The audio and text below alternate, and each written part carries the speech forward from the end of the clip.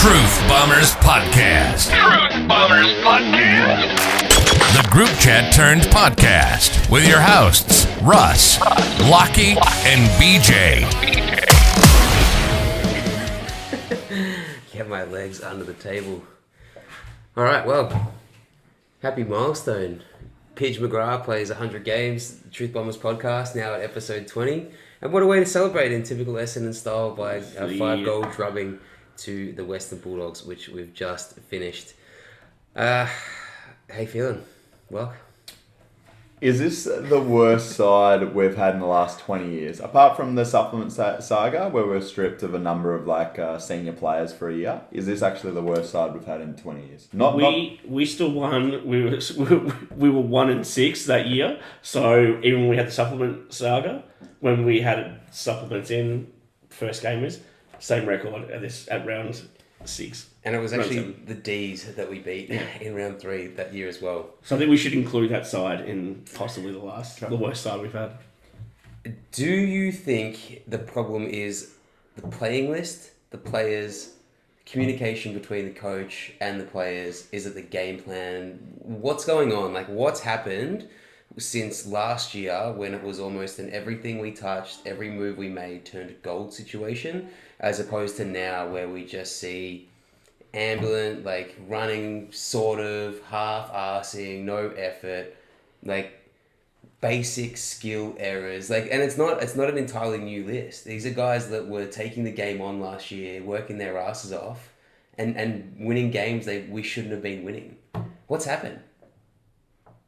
I've got a few answers, and they're all excuses. Like, they're not valid reasons. But so Jake Stringer was in the form of his career the last 12 games of last season, and he has been injured in and out of the side. He just doesn't quite look fit yet. I think with a bit of continuity, he'll be back to his best. We've had guys like Snelling, Tipperwoody, Jones just not play all season. Langford got injured in the first quarter. These are all players that finished in our top 10 best and fairest last year. So we have lost a lot of talent players, important players to our system from last season. But our game style has changed. It is not the same game style as it was last year, and it is shocking. Whatever we're trying to do, and we obviously don't know because we're not in the inner sanctum. We don't hear what the coaches deliver, the messages to the players. It's just not getting through, or it's not clear enough. One or the other, or both. And we just look pathetic out there. Is it the current stock that we have taking the park aren't at a standard where they can execute the game plan then? Do we think that's what it is? Well, we had 10 players with 30 or less games experience today. So that has to be the youngest team to play this round. But at the same time, Andy McGrath came out after last weekend in an interview and said, we're sick of being labelled as a young, inexperienced side, and the players that are playing should be at AFL standard no matter how inexperienced they are. So that's coming from Andrew McGrath in an interview after last week. So according to him, there is no excuse. And so, we don't want to give all these excuses. So then the follow-up question to Andy McGrath should be, then what the fuck's going on? Yeah. Right. I think it's pretty clear that something breaking down in the coaching ranks. Like, to watch the game today, and we kept just screaming at the TV saying, what the fuck are you guys doing? You know, would come off the half-back and just stop, look around, go backwards, look backwards before we even look forwards. You know, no one it was like there was no game plan out there. And the forwards didn't know what they're doing. The guys on the ball didn't know what they were going. There's no lead-up patterns. There's no, not even we're talking about zones of the week. There's nothing happening. It's, if that's happening to the players, you look at the stats last week, we were best on ground in almost every stat, but we still lost the game.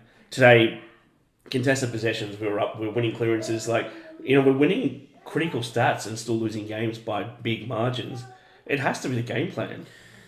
Last year and the last few years, we've made our bones by being this super quick rebound off halfback, fast flowing, run hard team. We've had, even before Hind, what was Irish mate who went back McKenna. to? Yeah, we had McKenna on one wing, Sard on the other wing. And those guys would, and if we ever handballed back, it would be a handball back to one of those players to give them a 100-meter dash, 1 or 2 bounces, and then they're entering inside 50, right? I don't know whether we're just not getting that we're not getting that halfback run because we're not running at all. We don't run defensively. The first few weeks at least we've run offensively. Now we're not even doing that. And there was, like, when we've got the ball, we're stagnant. Like, coming out of the back line is the most infuriating thing to watch. We have that short chip into the pocket and then nothing. And it's not only that, like, it's like the kicker's taking too long to kick the ball. When they show you camera angle from behind the kicker, no one's moving. Everyone's just kind of like jogging slowly along, just anticipating that up and under kick down the line, which hopefully we don't turn over, but instead we spoil over the line and then start again. The way even that we were lining up in terms of clearance, we're getting the ball and we're going backwards. I think you're reading it out like Heppel and, Merritt and Parrish having over 30 touches with 5 or 6 kicks. And when you watch it, that makes sense. And it's not even just like a 5-meter handball out of the center congestion to someone running past that can then get it on the boot. It's just like running backwards and in circles at the back of the contest before we inevitably turn it over at half forward for the other team in the corridor. So what it looks like for me is we've changed our game style and it's actually robbed us of our strength last year, which was that run off halfback. And I want you to think back today or even the last few weeks. When has there been a handball received to a player running from behind and trying to break lines? I can't remember one in the last 3 or 4 weeks. Maybe a couple at a hind against Adelaide. Yeah, so going back obviously a number of weeks now. Yeah. Redmond's not doing that. Hines obviously not on the team. He's unable to do that. Like, have they changed it so far from what we were last year that the players just haven't had time to adapt? Even a pre-season wasn't enough because they've changed it so much. Yeah. I don't know. When we talk about the messaging not quite getting through, I think making Dylan Shield the sub today was like, it's a half act. It's not dropping him and sending a message. It's just this little like. Same happened to Smith. I was pretty critical about that 2 weeks ago. Yeah. Make him, if you're gonna drop someone, put him in the VFL and make them in the spot back. That's the whole reason you drop someone.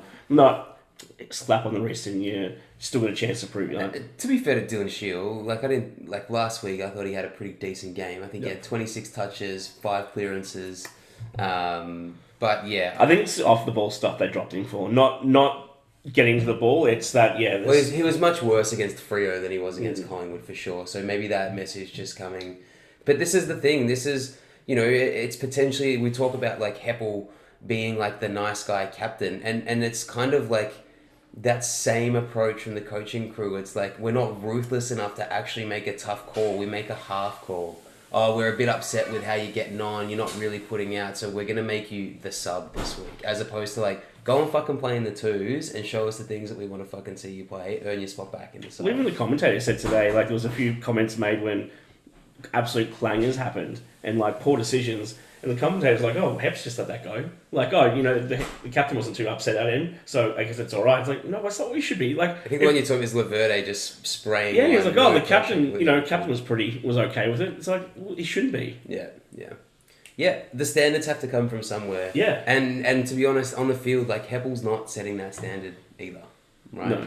No. We have no one really on the park that's willing to be that bull, to just like. Peter Wright kind of like toppled someone over and Durham gets in and under and Guelph get. But these guys aren't like big, hard up men. Like we're really lacking that kind of like physical presence. And even guys who aren't, necessarily physically big in stature, there's no tackle pressure anywhere around the ball. Like Caldwell, Parrish and even Merritt, they're kind of like there and thereabouts, but it's like officially it's contested possession that we're losing, but it's not really that much contest for the opposition to come away with the ball.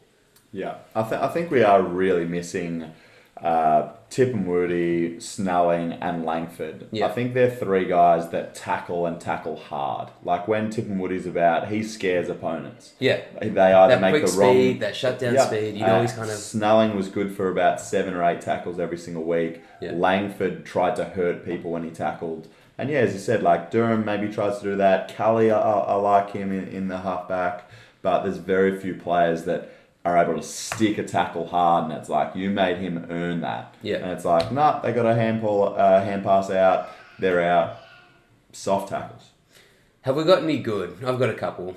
I thought Perko was pretty good. In terms of, again, having to look at blokes who have played less than 50 games to lead the way, he was someone for me today that often when he got the ball towards that half-back line or even coming out towards half-forward, he would take on that 45-degree angle kick and bring it back into a forward target.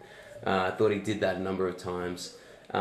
He took on the pressure kicks and had the confidence to execute as well. We saw a lot of, obviously the depth on TV, you sort of say, oh, look, what a great sort of position or transition and play, and then they've kicked it 3 meters past their mark. He picked up on the loose man and had the penetrating kick and actually hit his man on the target, gave him an easy option. There was a few sort of, from many players, just popping their handball up too high and those little hospital kicks up there. Basic skill errors killed us today. Yeah. And he actually hit his marks and the vision was quite good. Nick Martin again, and I think this is embarrassing that we're highlighting a second-year player and a guy that's played 5 games as highlights, not like how he played. We keep saying was on the list at Christmas time. Yeah, Nick Martin had 25 disposals, 4 tackles, missed a shot on goal. Like, he seems to have composure, poise. How many kicks? He had more kicks than hand pass. That's what we like to handballs, 14 to 11. Yeah. He seems to have that vision, of getting the ball and, have, like the best players will always say, looks like he has time and space. He's someone that it's his first year, but he's not a 17, 18-year-old. He's kind of been in and around for a little while. He's been in the system for a bit. He's played some footy. And maybe even more particularly because of being in WA, he's played actual footy over the last 2 years as opposed to the VFL, which hasn't been going on. Yeah. But yeah, I thought Wright, he's kicked his 4. He's kind of done everything that we wanted to do. Granted, he kicked 1 or 2 of them towards the end. But maybe even one more positive, the delivery to Wright was much better today. It wasn't this on his head. It was out in front of him, gave him the chance to lead on. And other than one kind of snap out of the corner, he didn't miss a set shot. Yeah. And Ridley. Ridley kept Norton goalless. I thought down back he was a rock. Yeah. He was very good. Our back 3, Kelly, Laverde and Ridley, again, if they're getting burnt because there's no help. Mm-hmm. And you're just asking so much of them all the time that then by the point, we're exhausted, I thought Kelly played really well. He got a stiff, mark not paid. Laverde tries his ass off. Ridley, I thought was starting to get back. I think, Lockie, you made a bit of a call early on. He's just lost that, intercept mark. But I think the reason that's happened is because the backs are so under pressure that he doesn't have the opportunity to float and be that guy anymore. He's having to play this lockdown defender role. Well, that last because man the ball back is just coming in so much. Yeah. To on the back, I felt we've all said many times watching the game how we feel sorry for the back guys. I thought Redmond was, I know you guys are a bit critical of him at some point, but almost 30 possessions, 3rd highest on the ground. I think 2nd for meters gained. You feel like he had that sort of I remember 3 years ago when he sort of burst on that debut breakout season he has. I feel like he's coming back to that form now slowly. Every week he's going to be better. Didn't start the season off that well. I was pretty impressed with his game today. He was trying to get that sort of half-back run, but had nowhere to go pretty much, or had no targets. And that's the thing. What's the point of breaking a line if you break the line and now you're the furthest forward player? Yeah. And then it's what do? You break the line and then you have to handball back where the crowd and the traffic is because that's where the only jumpers are because no one's going with you. Yeah. And I think it's, again, so disappointing we're highlighting just a few players and not how we're playing or a passage of play or we lost tackles again. We lost contested. Was it a 40? What was the tackle we count? had 52 to their 57. Oh, that's our best game. -7, that's better than the last couple of weeks. But we lost the tackle count. We lost the contested possession count. We're up on disposals, and yet the inside 50s were 66 to 39. Yeah. That was just shocking. We had more disposals, and yet we've had 185 kicks to our 208 handballs, which is almost 1-to-1. And the doggies are 223 kicks to 157, almost a 2-to-1. Yeah. That's what our game style needs to be. That's what I felt like we did a lot better last year. It was a lot of link-up handballs if it was, and then a long kick. Forward. Yeah. Well, yeah, all the talk used to be that, this Bombers game plan's got a lot of the Richmond fingerprints all over it, which is that forward-running handball. And we're just... Or not knock-ons and like... Just moving it forward. Yeah, you know? we look nothing like Richmond. Even like an attempt to look like Richmond. And that's an effort thing, you know? Like, you always talk about, like, the intensity that comes with playing finals, right? Or the intensity that always comes with round one. And we just have not had any intensity this whole season. And I don't know, maybe it is that 10 blokes are out and it's usually the blokes that we're, missing that do start to lead that. But, like, Stringer's not right. Like, Merritt, I don't know if he's handballing 2-1 possessions because his ankle's still fucking sore and it's all he can do to run on it, but he's hesitant to kick on it. But like, those guys that we look to set standards and carry us and be the X factors, like, we're back to... This is the Danaher shit of, like, playing them when they're not ready. They're clearly not ready. Remember Merritt of a couple of seasons ago? I think it was the first 4 or 5 rounds. He was noted as the best kicker in the comp. Yeah. Because he kicked it about 30 metres... a couple of metres off the ground into the corridor and would hit a player. Yeah. When have we seen that? Those creative kicks where he just can kick around the body or just pop one over like 2 players and perfectly put it into space. And that's the thing, he is a great kick. Fucking kick the ball. Yeah. Like, the game plan used to be, if Merritt was around you, give him the ball because he is such a good user. Mm.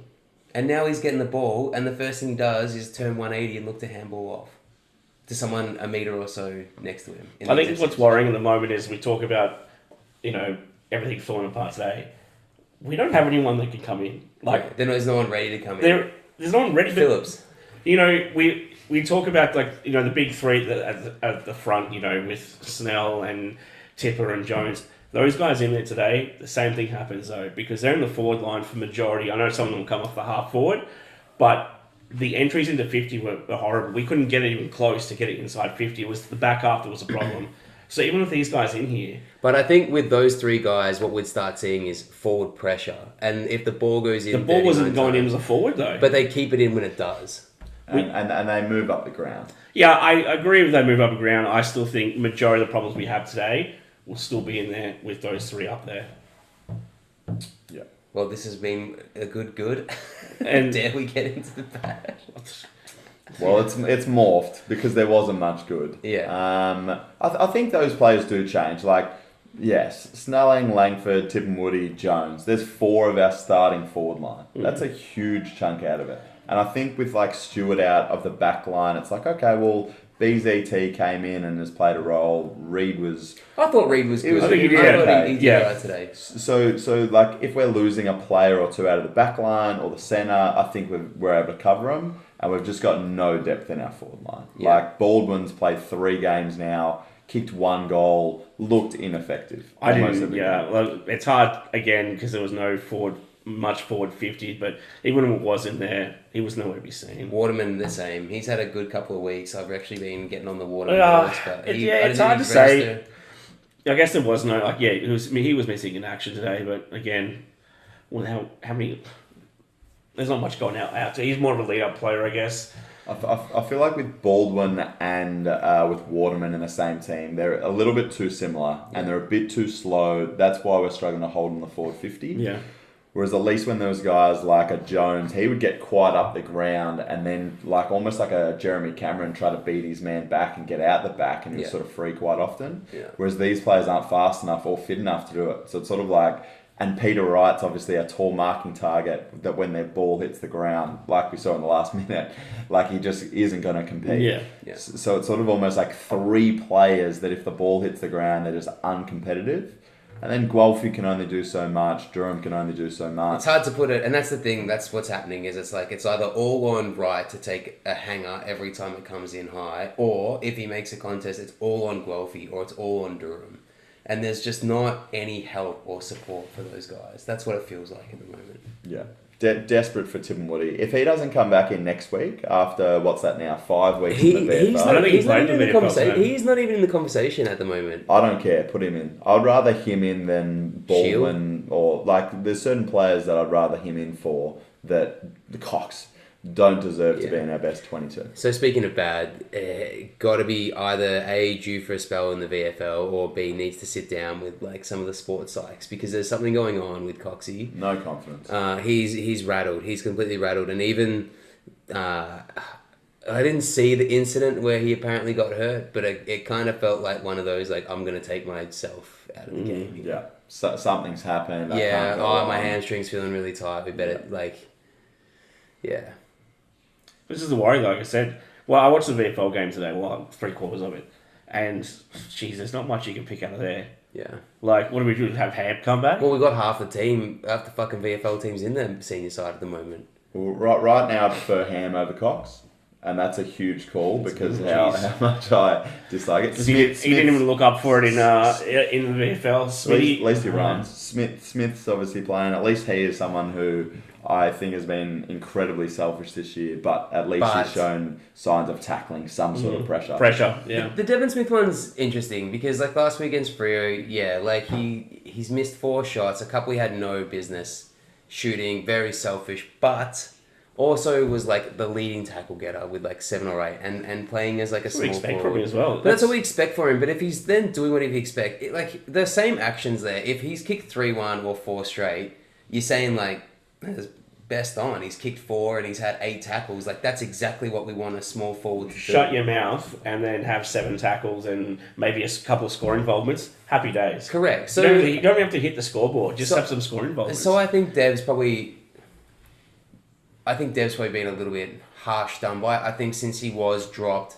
aka made the Medi sub, I think he has picked up. And yeah, like you make some calls in the heat of the moment. Obviously, you want to score the goals. You want goals to be scored. That's been a role we've let him play for the last 2 or 3 years. Is take that shot from the pocket, take that shot on the run, get the hands off. So like you can't just be all of a sudden turn around and be like, no, you're not. You shouldn't do that. To a degree, and also as a mature leader, you got to know when someone like Durham, I think it was, had basically a mark in the goal square. Don't call for that ball. Just like, so you should know that. Like, that's not one that you're calling for that like a young player knows they're not going to make and they're looking to give off. Okay, so he was dropped. He was softly dropped. Brought back in, right? He played as the medical sub. Brought back in, had a very selfish game, dropped. That was the Freo game? Yeah. And he had a blinder in the VFL, had about 25, 26 disposals, number of tackles. So that is, I guess, a sign that, all right, he went back and he showed enough, right? And that's what they should have done with Shield today. Not that medical sub bullshit. Yeah. Drop him, let him prove himself at VFL. Even if it's just one game, bring him back. I'm fine with that. But as the medical sub, it's a bit like a 50-50. Oh, like, we don't think you're doing the right things, but we're going to give you an AFL game. It doesn't make sense. Couldn't agree more. Yeah. And I think, like I suppose spoke on last Thursday, man, you have to take that personally though. Like, even if you are the medical sub, I think you should have been dropped and earned your way back. But if that doesn't put a fire up your cracker, like, you're a senior guy at almost $1 million a year, and you've got guys that are on their 3rd game, 2nd game, 5th game, playing less than a season, getting the job or getting on the starting lineup before you are. That has to hit the pride, and it'll be interesting to see if he actually takes it on board, gets better, or has the opposite effect. Completely agree. So the ugly, obviously basic skills are something that are a little bit too hard for us to get right at the moment. But what do we do with the rest of the season now? Like, we at a point, like, I think we were sort of having a chat on the couch saying, like, could very much easily see us only really winning the games coming up against North and West Coast at this point. Kind of looking around the ladder at who else is around us. I think the Suns, if they having a good day, they'll roll us. Port will now pick up some momentum. They're going to end up making a charge like through the midpoint of the season, I reckon now. I don't see anyone else other than those 2 games that I really feel like we're going in with like a very good chance of winning here. And you look at our next 4 now up into the bye. Hawks look good. Swans in Sydney look good. Like Richmond, what they did to West Coast, they're going to play themselves into form. And then Dusty we've got will probably back. Yeah, and we've got Port at Adelaide Oval. So it is very realistic that we are 1-10 or 1-9, whatever it is. When was the last time we beat the Swans alone in Sydney? I think they've beaten us by less than a kick both times last We year. always fucking lose against Sydney for some bullshit reason when we're playing good. Rampy's climbing the post. Yeah, let alone when we're not playing good. So, I think I said it before. I think we're like it hit last week that like shit. We are the bottom. When we played Fremantle, that realization is like shit. We are the bottom team now. Like we came in the season like optimistic, like we've got depth here. Like imagine what the ceiling is now after last year, and it hit after the Freo game. Fuck, we're bottom. Yeah. And it hit today. We're legitimate spooners. If we could be legitimate spooners. All right, I want to line up Heppel and Truck, and I think there's no excuse for those two right at the moment. I'd love to go into the clubs and hear like what's being said to those two people. Like, I think at the start of this year, I sort of read an article that's like, oh, Rudden's under a little bit of pressure, like, because he needs to win a final. We're looking like a bottom four side. Yeah. Like, we're not looking. We're legitimately a bottom four side. We are a bottom Yeah. four side. And I've talked about this before recently, but Heppel is not playing like a captain. He had about 28 disposals today.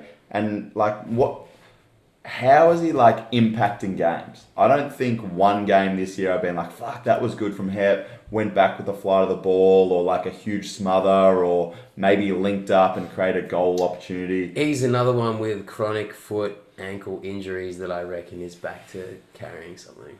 I'd want to hope so. If this is him fully fit and this is what he's producing as a captain, I want to strip him of the captaincy. Like we said the other week, he's 29 years old. It's like he's playing like he's in his mid-30s. Like, we keep talking about a guy that's like, oh, maybe he's not up to playing AFL. He's 29 years old. He was 28 last year. Like, this is a bit ridiculous that we've got a captain who looks like he's 35 and could barely get a game. Does he need to bring back the dreads? No. Is that what it is? It's like Samson. Every single player on our list needs to shave their head, Mullet, mustache. and go back to... I can't believe how many times I've heard blue-collar football from Truck. When have we seen it this year? Yeah, I agree. Blue-collar football. You can't have a haircut with that in blue collar. well, blue-collar is like working Hard class. work, yeah. We haven't won a contested possession. We haven't won tackles. We're getting soft possessions with all these hand passes and kicking it backwards and fucking sideways. Is it time to do away with the zone? Just because everyone else is doing it, it's obviously not something that we're capable of doing. If we have to line up 6, 6, and 6 for the start of the match anyway, why don't we just play a fucking game where we just play man on and see what happens? So I heard something good about, not Essendon, Adelaide, how last season they went to man-on-man football and they got opened up a lot of times from it. But then this season, when they've introduced some zoning, they've looked better for it. As in, if they do get caught one out, they're able to handle it. But when the zone works, they look really good. We almost went from we've tried to introduce this zone. I think we just need to go back to one-on-one football. I think we need to start again. We need to get the basics right, and it starts with building some sort of like defensive game plan, whether it's, whatever it is, man on, something super simple that you could ask any one of those players, like, do you understand what your role is in this defensive plan? Yes. Okay, now explain it to me then. Because you fucking keep saying yes, but we keep giving up over 100 points every week. So you obviously... we either understand it, but we're not willing to run and make it happen. Or every time we bring in someone who's only played 4 or 5 games, situations occur where they don't know where they're supposed to be, where they're supposed to go. We saw that today with handover of guys like Bontempelli. The wrong player is switching off and coming forward or not going back, and it's causing 2 blokes to be on one and giving an overlap. I couldn't tell you how many times we saw that. Yeah. We saw it with Bontempelli, we saw it with Treloar, we saw it with Mitch Wallace. Like, every time, it's the wrong... It's the basics that even us as football nufties can look at and say, that's not how that should be. That can't be what the plan is because it's not effective. Yeah. I mentioned on the game about how Ed Langdon was shut out of the Melbourne game. It was just a young Hawthorn player that was given a role. Do not leave this guy's side. Maybe we need like Hobbs or some of these young kids that are coming in. Just give them a role like that, whether it's a winger or a small forward or something like that, when it's like, you do not leave this person's pocket. and I want you to smother them out of the game, even if you don't get a disposal Yep. for the entire game. You're playing a shutdown negative role. Yep. Bath time. I got an ugly for you. Yeah, go on. Cody Waitman, his face, his hair, his game style, Everything about it. everything about him. He came out in the media last week and actually put a piece together about how his ability to draw free kicks is part of a skill set that not many other players have. If that is the tactic that's being employed now, is to play for free kicks and ham up free kicks and make sure you're in positions where you're awarded a free as opposed to awarding the ball, if that becomes a thing, it's going to be very hard to watch football. It's very hard to watch him, and it works for him. Because Surely the umpires are onto that. That he, not when that's a tactic he's playing the Bombers. It's interesting because Tippin Woody would play for free kicks, who would lift his arm up. I can't tell you how many times he got taken around the neck and not awarded a free Yeah. kick. So it seems to be like, oh, there's rules for certain players. Yep, that was high, it's a free kick. And it's like, he clearly dropped at the knees or lifted his arm. But and I'm not saying it's just Tippin Woody, like an Essendon player, but others it's like, nah, that's fine, you can do that. He lifted an arm. Like, how can the umpires not see it? The umpiring today, and I don't want to be like the essence what has always come on about the umpiring, but there seems to be a very an inconsistency exists where the new kind of holding the ball interpretation, where if a player does drop the ball and then gets dispossessed, what used to be play on is now paid holding the man. But it seems to be very inconsistently either paid holding the ball or paid holding the man, but it's hard to pick which one it's going to be on any given occasion. And it definitely felt like today we were getting held off the ball or dumped after we'd gotten rid of it and not getting paid, which would be vice versa to what we were seeing the other way. But that's probably quite a biased observation. I agree with that though. I think, I won't say it was poor against us. I just think the umpiring is very poor. Yeah. And I think that the rules are so grey, those ones like holding the ball now, that it's sort of like, well, one umpire could go, yeah, that was holding the ball, and the other goes, nah, holding the man or play on. And like, it's almost like the two exact same situations happen 10 seconds apart, but they'll pay the opposite decision for one and not the other. And it's like, what, you just didn't pay that, but you paid this. It's like, how does that work? Yeah. Anyway, I think it's just poor across the board. It's part of the beauty of the game, I guess, too. Like, so much of our game, like, the rules really are up to interpretation.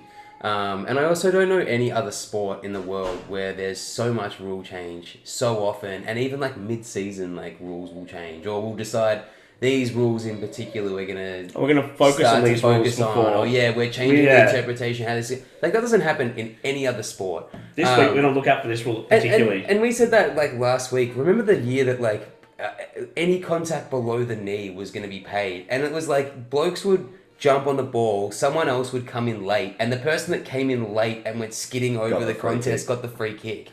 So there is one other rule that I want to talk about, and I've seen it a lot, and this is, I guess, a general football conversation, not even just so much this game, but we need to fix the clock situation. I've never really noticed it so much, but in a couple of close games this week, there is, after you kick a goal, there is about 4 to 5 seconds lost off the clock before the umpire signals that the goal's been kicked before the clock stops. Ball then comes back to the centre. Ball's bounced, but in the case that it's a shit bounce that gets recalled, there's another 3 seconds there that gets taken off the clock. Now, in a game that's less than a goal with less than a minute to go, you are potentially costing a team the ability to come back and win that game from junk dead time. Basketball, the solution is very easy. Once the ball is out of play or not playable, the clock stops. And it doesn't start again until the ball is officially back in play, which is usually, well, in basketball, it's considered you pass it in from the side and someone on the court has touched the ball, right? But in basketball, they do it really well in the sense that they can stop the play and add some seconds. Yeah, if they need to add it back. And we can do that, but we choose not to. Yeah. And the most ridiculous thing is like what you're referring to with the goal. It's not until the goal umpire signals. Have you seen when they like look for the umpire, but they look for the umpire? You have to get the all clear. Yeah, so that's more seconds going off the clock. It's like what an absolute, what an absolute farce. Yeah. Yep. So those are my 2 cents. That's ugly for AFL. Yeah. Not just Essendon Football Club. Well, in other news, Lockie's multi was let down by McRae, who got 27 touches. At least I wasn't let down by an Essendon player. Or the score. Parrish got over 30. Peter Wright kicked 2. And we amazingly, and this is actually probably incredible, we lost by less than 40 points. That looked like a 60-point game in the end. Yeah. We were lucky to get those last, 2 or 3 Well, goals. how many out of the Fools did the Dogs kick, especially in the first half? I think they were like 3-0, but they had like 3 or 4 complete sprays out on the full. I did like the fact that we didn't, in the last quarter, or in the last 10 minutes, just shut off though. You know, we're going to have a bad habit of when we are losing bad, head down, and then that last 10 minutes, we just get blown out by anywhere from 2 to 10 goals sometimes. The fact we kicked a couple of late ones was actually nice. I actually hate that because I reckon Truck and Heppel are going to be like, you know what, boys? If they come out with that. See in the last 2 minutes. We can do it. That's how we want to play our football. Yeah. It's like the other we team, showed some good signs at the end. Yeah, and the other team fucking gave up. But surely if we know that, they know that. No, like, I reckon they'll draw on the positives. I don't- And it'll be a bullshit, I can't wait to listen to his press conference because it'll be just the same spiel every fucking week we lose. Yeah, surely they're not going to look line. back at that and say, oh, look, the last 10 minutes we really got our shit together. Yeah, the last minute. That's how we want to move the ball, lads. But on that point, like junk time goals usually fucking kill us. Like how many goals do we give up in the first 30 or in the last 30 seconds to a minute of a quarter? It seems to be in the first minute or 2 of a quarter. We seem to always let the opposition get the jumped. first goal or the first goal of second quarter or second half, and then the last 2 or 3 minutes. It's like, oh, we're in the game. Oh wait, it's 4 goals. Yeah.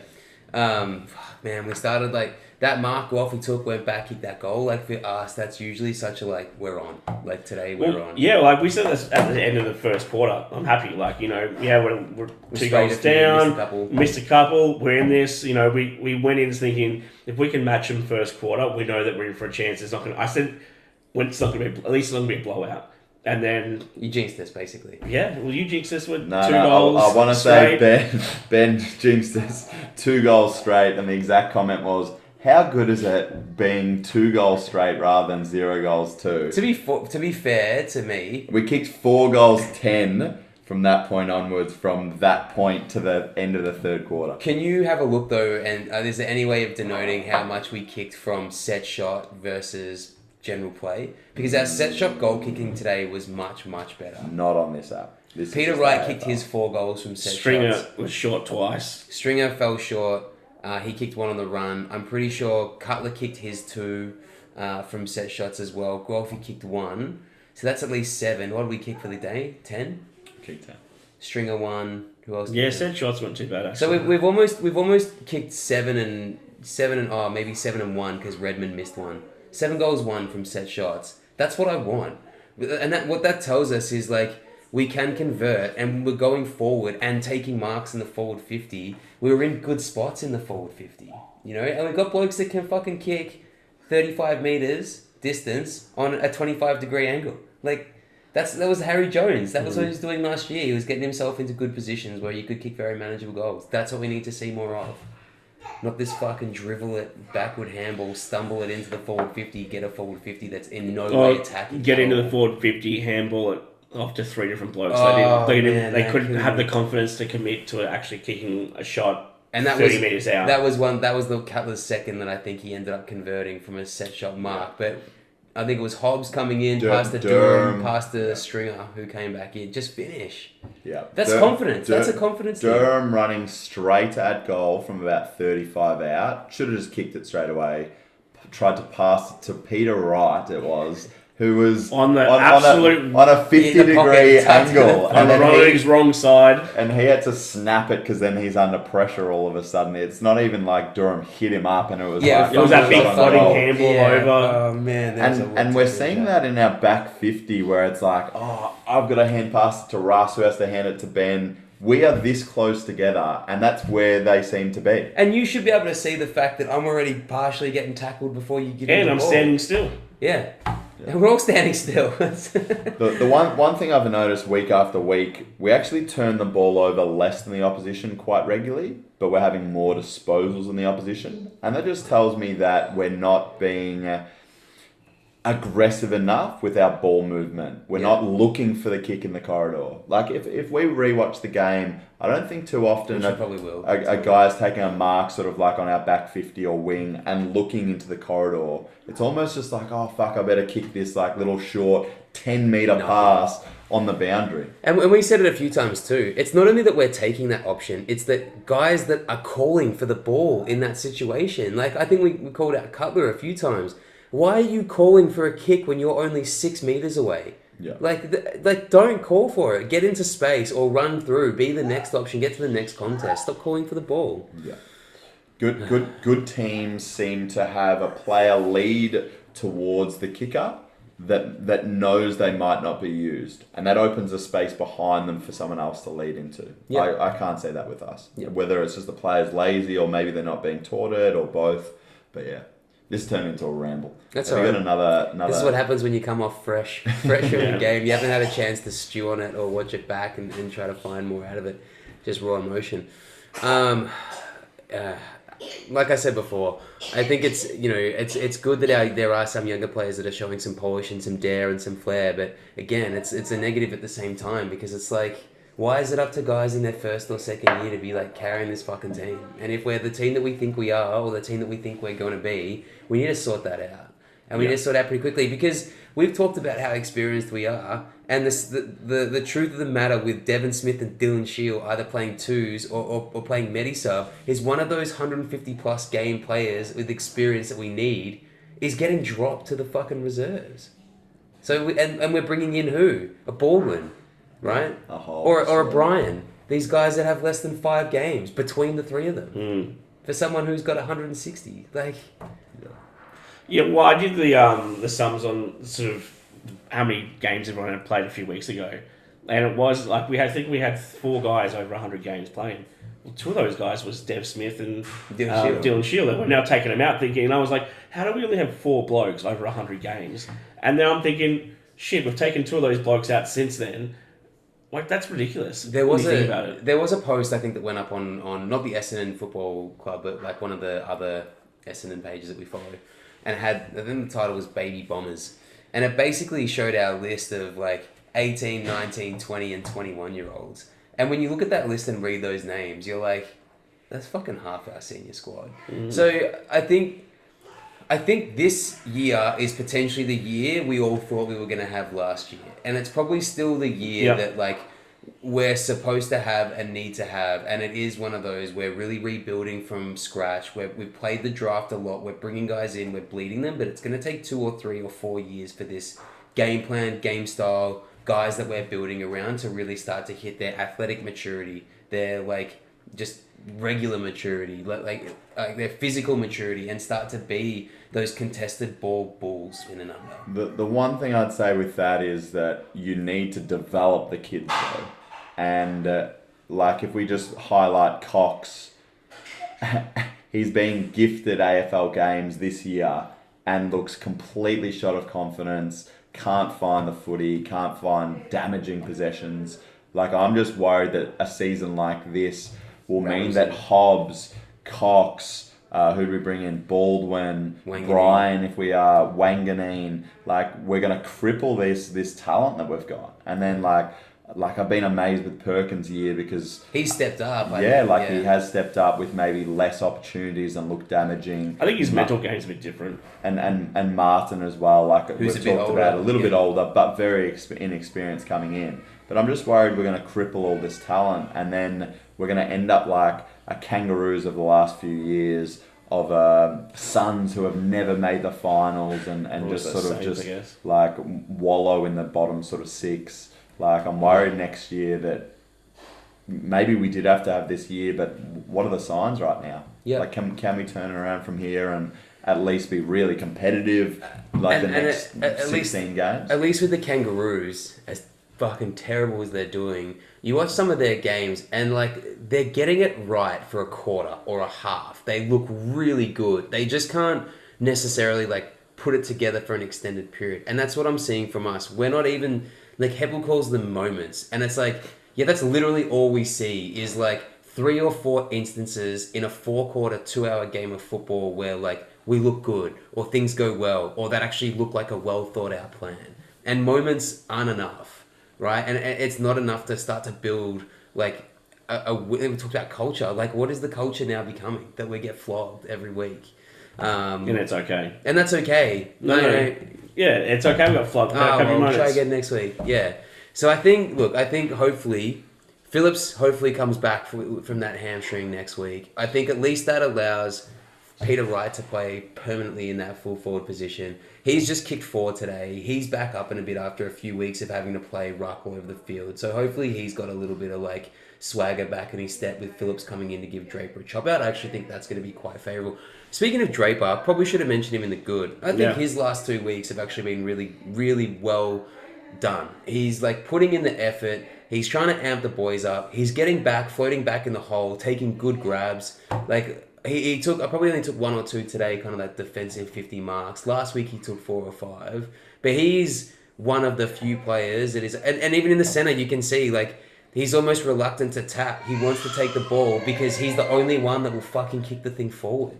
You know, and it is the way that he punches and the way that he aggressively taps. His mindset is get the ball forward, get the ball forward, get the ball forward. I think we need more of that. He's also understanding that, you know, sometimes it is the handball off as well. He's got that maturity not just to take on. I think, you know, Truck, I interviewed last year, said he was a bit eager he wished he didn't kick it as much as he did because he didn't have that sort of skill set yet. And I think this year, find out a little bit more maturity in his game plan, like he said. Yeah. Which and if he kicks those, he kicked 1 today. If he kicked those 2 that he grabbed out of the ruck and snapped and was pretty close to getting, like, that's a pretty good fucking day for him. And all of a sudden, he becomes another forward threat that the opposition are worrying about when he's rucking it. It kind of is that Hawkins effect. You know, you try to nullify the ruckman and not worrying so much about the guys at his feet. I want to go off on a little bit of a tangent here. If we go back to last season, we had a number of players out of contract, right? And it was Merritt, it was Parrish, it was Stringer, and we got all of those signings. Imagine if it was this season that they're all coming out of contract. Potentially 2 or 3 of our absolute guns would have left because of what they're seeing right now. And I wonder what Merritt's thinking. He wasn't made captain at the start of the season, which we're sort of talking about, like, maybe give it to McGrath early, or, like, I didn't think Heppel should be captain this year. But, like, the situation he's in right now, having committed to a number of years, and it's like, fuck, I made the wrong decision. To be fair, I actually think, though, that, like, Merritt, Parrish, and Stringer, well, Merritt and Stringer in particular, they're kind of part of the problem of what we're talking about. Like, it's not like Merritt is like, and Stringer are both completely working their guts out and they're like trying to carry the team and no one will go with them. They're falling in, they're injured, they're playing hurt. I think Merritt's working hard. And I think even in the last quarter he gave away a free kick, and it looks like he has a lot of passion for it. It's not like it's a Heppel where it's like, oh, that was fine, like it is what it is. Yeah. It's sort of like, no, like, fuck, I gave away a free kick, or fuck, the umpire paid this. Apparently around the club his standards are quite high for the blokes. So for him, so make him captain. I don't think like you talk about, like, you know, follow me as like as a leader. He sort of leads as an example of like work rate and standards and that kind of stuff, but not on the on field sort of stuff. I think we also need. But surely we're at a point where it's like, well, Heppel's style of captaincy is fucking not doing anything anyway. So the club needs to make a decision that, like, what Merritt's doing, that's what we want the standard to be, and therefore this is the person that we're choosing to lead it forward because he abides by the standard we're trying to uphold. Do you reckon Hurley, with his hip infection and being out of football for a couple of years, has crippled us? Because maybe he would have been made captain. He was an on-field leader, a guy who showed a lot of heart, and unfortunately he's just had his career ended pretty much. Like, he's just had another calf injury. Do we think? I don't think he's coming back. No. Well, I think the calf is. I've already said he wasn't coming back before the calf. So. Well, before the calf, they were like talking about, by round like 7 or 8 he'll be back playing VFL, and now it's another setback. It's a 4, 5, 6 week calf. I feel like we've been crippled. Maybe we shouldn't have. So many excuses, but maybe we shouldn't have retired Hooker. It's like, give us one more year, even if you don't play every game. We just need some experience. I think we ditched him. Do you take, though, like Peter Wright's year without Hooker I think Peter Wright would still have a great year with Hooker there. Yeah, I agree with that. I reckon he would have helped Hooker's year. Because he would have taken that number one defender like he did with Jones last year. What if Jones was fit? Peter Wright ends up becoming your out man, right? But let's say you gave him another year and you weren't playing him because Jones was fit. But Jones hasn't been fit. He hasn't played all year. And we've had to bring in Baldwin, who, as said, kicked 1 goal in 3 games. And potentially could be a very good player. I feel like after round 1, they should have given him another game. They dropped him. Ruined his confidence, in my opinion. And now when he's come back, he has looked like he should be dropped the last 2 games. Do you think there's been a little bit of like, all right, we knew we were going to lose our last 3, and in that sense, we haven't really seen how bad we've been because those results were so expected? It wasn't until now where we've started to drop games that we thought we should be in, that it's like coming to fruition? Yeah. Or is it like the fucking writing's been on the wall since round 1 versus Jordan? No, I reckon it's been the last couple of weeks. That's like I said before when the Freo game hit. Bedtime. That's how I feel as well. That's me in a half an hour when I get home. That realization against Freo, I was like, it hit me like a fucking bag of bricks. I was just like, fuck, we're a bottom side. Yeah. Because we had that. Okay, we weren't expecting to win with the first 3 games, and even with the Brisbane game, there was hopes of kick straight, we would have won. It has been the last couple of games that's hit home. Yeah, and I had the same realisation versus Freo because me and Ben did the podcast and I did a deep dive into the experience. When you were Russ took that one up. Into the experience, and it was like, we had 4 or 5 players with over 100 games, and then it was all kids. And then I looked at Freo's team, and they had exactly the same situation. And it's like, how well have they been developed over the last 2 years by Longmuir?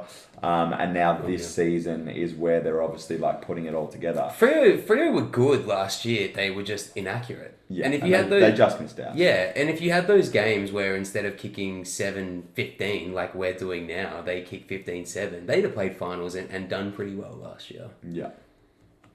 So. Yeah, I'm concerned with. They always talk about make yourself hard to score against and then build your offense. Yeah. And like last year... I don't remember the last time that was us. Well, last year we were a very offensive team, but we gave up a lot of scores. But we won a lot of games. Yeah. This year we're giving up, let's say, the same scores or worse. So we've gone backwards. Yep. And we've lost the ability to move the ball and kick goals ourselves. It is the worst way we could develop the team. Like letting more scores and kicking less goals. It's ridiculous. I have thought of another good. How? How long does it take to get to think of a good? Take that off your phone. I keep getting the tip right because I keep tipping against the boys and it keeps coming up trumps. That's where we're at. That is a good. That's where we're at. I'll pay that. How about my lock of the week is probably going to get up. I'll have to watch that game now too. That's pretty good. Brisbane, Sydney. Anything else? Feel like you got it out of your system?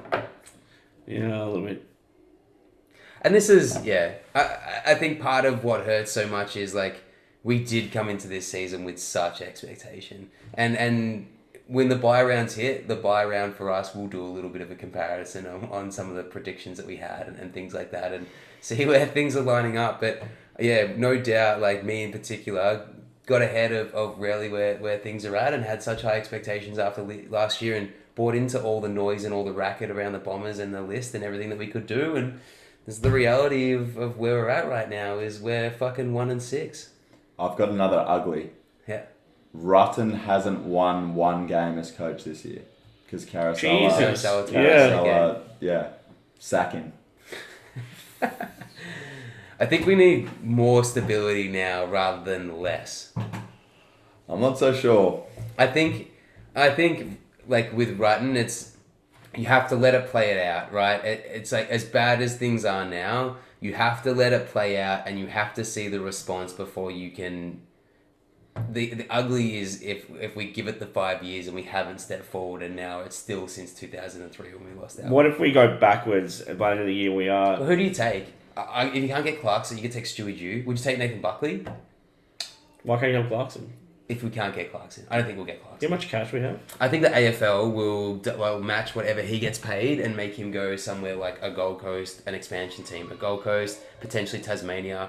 Darwin, the Northern Tasmania's- Territory now sticking their hand up for a Yeah, license. they're like 10 years away. Yeah, but if And he... he's 62? But if he takes on a Tassie and that becomes a licensed team, they're going to want him to build it from crux, bring them up. Yeah, to the that's VFL 8 years and come away. through. I don't think it's 8 years away. Here's what I'd say. 20...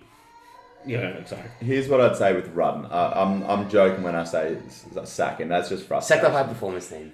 You give him until the end of the season, and there is a lot of pressure on him at season's end for the following season. And I think you have to give him that season as well. Yeah. But if we were in this situation 6 rounds into next season, he is gone. There is absolutely. There is no way you could give him this entire season and not see a huge response next year early on. And that's why I think he'll be under more pressure than any coach in the comp starting next season. He'll be the Stewie Jewell next year. I really like Rutten. Like, I really like what like he's about. I like his messaging. I get a good vibe off him. But ultimately, if the job's not getting done, like, this is a proud club. But fucking 150 years in the league, and in our 150th year, we're fucking, like, in Port's 150th year, like, they were contending, right? Like this is a proud, strong club that when we've had shitty years in the past and had wooden spoon years, there's been a response and there's been a comeback. We've only had one wooden spoon year ever, and that was the supplements saga when we got stripped of all. No, we've had 4 spoons. Oh, No, we've we've only only won. one? I wonder how many bottom 3 finishes we've had. I'm sure we've finished second last quite often, but only one ever wooden spoon. Are you sure? Yep, and Andrew McGrath was our first ever number 1 pick. And Oh, on the there you stats, go. man, I'm all over this. All over. You doubting him? Yeah. Come on, Google it. Google it. Prove me right on the podcast. That's why I'm a stats man. Stats, man. All right, well, Russ quickly Googles that. Any other final thoughts? We'll be doing 3 words. We can do 3 words. We haven't done a best on yet either. Yeah, the last few weeks we haven't done best on. I've noticed We might have to that. go back and during the bye week we'll rewatch all the games. Yeah. 2 words. Fucking hopeless. My 2 words. What do you got, Russ? Get a Scared. dog up here. Get scared of the spoon. Wooden spoons, we've had... Oh, wait. Yeah, we've had 5. 1907. No, in the AFL, not the VFL. 80. Oh, well, you can't... Alright, so how many premierships... How many we count the premierships do we have? No, So you count only premierships with all our stats, no. 2016. Was that the saga year? I Yeah. thought it was 2014 as a saga. Yeah. What was the year before that, I reckon? 1933.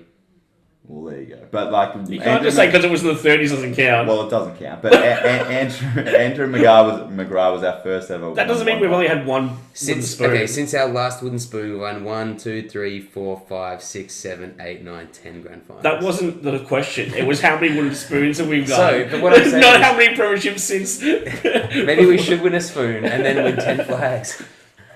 It wasn't called a wooden spoon. Oh, okay. There was only 8 Proven, teams. proven lucky you were right on there. Technicality. It was it was only 8 Google teams. it, prove me wrong. So we were finishing the top 8 every year. All right. Good? Yeah. Happy? Actually, I'm not good. I'm fucking pissed off. Well, Miserable. until we catch up on Thursday night and preview our game against the Hawks. Go Bombers. Go Dons. Yeah, see you guys.